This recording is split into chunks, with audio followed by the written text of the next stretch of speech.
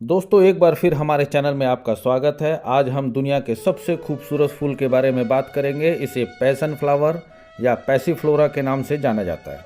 भारत में इसे राखी फूल, कौरव पांडव फूल या कृष्ण कमल के नाम से जाना जाता है और कुछ लोग इसे जुनून फूल भी कहते हैं। तो यह फूल इतना खूबसूरत होता है, परंतु इसे कृष्ण कमल या कौरव पांडव फूल क्यों कहते हैं, पहले उसके बारे में बात कर लेते हैं। तो आपको बताते हैं, ये जो सामने में फूल दिखाई दे रहा है, इसके जो सबसे ऊपर वाले हिस्से में माना जाता है कि वहाँ पर भगवान ब्रह्मा, विष्णु और महेश होते हैं, और जो उसके नीचे के जो 5 जो पीले वाले हिस्से दिखाई दे रहे हैं वह पांडव हैं, और ये जो नीले वाले जो हिस्से पर्पल कलर के जो चारों तरफ में पंखुड़ियाँ हैं वह कौरव हैं। तो इसलिए इसे कौरव पांडव कहते हैं। और कृष्ण कमल इसलिए कहते हैं कि देखिए, कमल की तरह इसकी पंखुड़ियाँ नीचे की तरफ में पलट जाती हैं, तो इसलिए इसे कृष्ण कमल कहते हैं, क्योंकि कृष्ण भगवान का सबसे प्रिय फूल यह होता है और इसमें पूरी महाभारत काल समाया हुआ। अगर आप गमले या कंटेनर में इस पौधे को लगाना चाहते हैं तो गमला 12 इंच के आसपास का गमला लें और उसमें 50% मिट्टी, 30% रेत ले सकते हैं, राइस हस्क ले सकते हैं या कोकोपीट ले सकते हैं, और उसके अलावा 30% आप सड़ी हुई गोबर की खाद या वर्मी कंपोस्ट ले लीजिए, और उसमें थोड़ी सी सरसों खली और नीम की खली का उपयोग ज़रूर करें। तो इसे आप पूरे मिक्सचर को मिलाकर वेल ड्रेन गमले में जब डाल देंगे तो यह पौधा बहुत ही अच्छी तरह से ग्रोथ ले लेता है। इस पौधे की पहचान आप देखेंगे, ये जो हमारा मेन पौधा है, इसमें आप देखेंगे कि इसकी जो पत्ते हैं, पत्तों में बिल्कुल 3 तरह से विभाजित है, 3 फाकों में बटा हुआ है ये देखिए, और बिल्कुल हार्ड सा पत्ता होता है।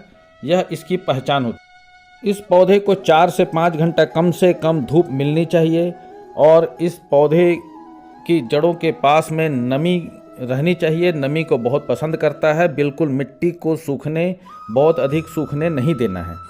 और जब भी 18 डिग्री से लेकर 28 डिग्री के आसपास का टेम्परेचर होता है तब ये फ्लावरिंग के लिए बिल्कुल तैयार हो जाता है, परंतु नवंबर से लेकर ये जनवरी तक यह डोरमेंसी में रहता है।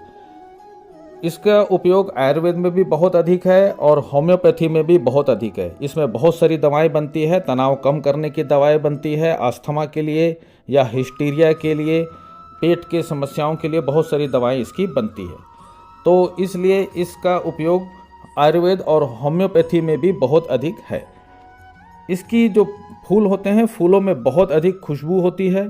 अगर आप फूल की खुशबू को सूंघ लेंगे तो आपको काफ़ी रिलैक्स महसूस होता है।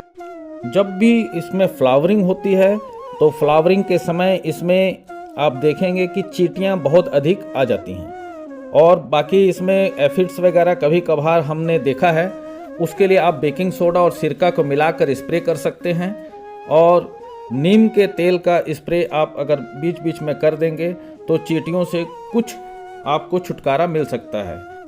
अगर हम इस पौधे को प्रोपोगेट करने की बात करेंगे तो इस पौधे को भी अन्य पौधों की तरह प्रोपोगेट किया जा सकता है। यह प्रोपोगेट होना बहुत ही आसान है। देखिए, हमने इस पौधे को भी हमारे जो मेन पौधे से इसे बनाया था और आर्च दे के छोटे गमले में हमने इसे दिया हुआ है। तो आपको एक कटिंग लेनी है, और आप अगर कटिंग को लगा देंगे, कहीं भी किसी भी गमले में लगा देंगे, तो बहुत ही आसानी के साथ में जिस तरह से हम अन्य पौधों को प्रोपोगेट करते हैं, इसे कटिंग के सहारे प्रोपोगेट किया जा सकता है। आप देखेंगे, हमने ये देखिए छत में हमने एक ये देखिए प्रोपोगेट किया था, और बहुत ही आसानी के साथ में नया पौधा हमारा ये तैयार हो चुका है। इसके अलावा हमारे पास में और भी बहुत सारे पौधे तैयार हैं। अब बात करते हैं फर्टिलाइज़र की, क्योंकि फर्टिलाइज़र पौधे के लिए बहुत ज़रूरी होता है। तो आमतौर पर इस तरह के पौधों में लोग बोन मील का उपयोग बहुत अधिक करते हैं, परंतु हमने यहाँ बोन मील को अवॉइड किया है। उसकी जगह हमने सिंगल सुपर फास्फेट लिया है। यह है हमारा NPK 1919 1 चम्मच, और 1 चम्मच के आसपास में एप्सम साल्ट, और ये है सिंगल सुपर फास्फेट। ये सिंगल सुपर फास्फेट हमने 1.5 चम्मच के आसपास में लिया है, क्योंकि हम बोन मील का उपयोग में थोड़ी सी बदबू होती है, हम उसका उपयोग नहीं करना चाहते थे, तो हमने उसका उपयोग नहीं किया है। और इन तीनों चीज़ों को हम मिला लेंगे और मिलाने के बाद में पौधे की जड़ों के आसपास में इसे गुड़ाई कर अच्छी तरह से डाल देंगे। इसके अलावा अगर हम बरसात के मौसम में तो नहीं, जब अन्य मौसम जब सूखा हुआ रहता है तो हमें जब भी लिक्विड फर्टिलाइज़र जैसे मस्टर्ड केक का लिक्विड फर्टिलाइज़र होता है या काऊ डंग का लिक्विड फर्टिलाइज़र अन्य पौधों में देते हैं तो इस पौधे में दिया जा सकता है और उससे भी इस पौधे की ग्रोथ बहुत अच्छी और हरा भरा बना रहता है।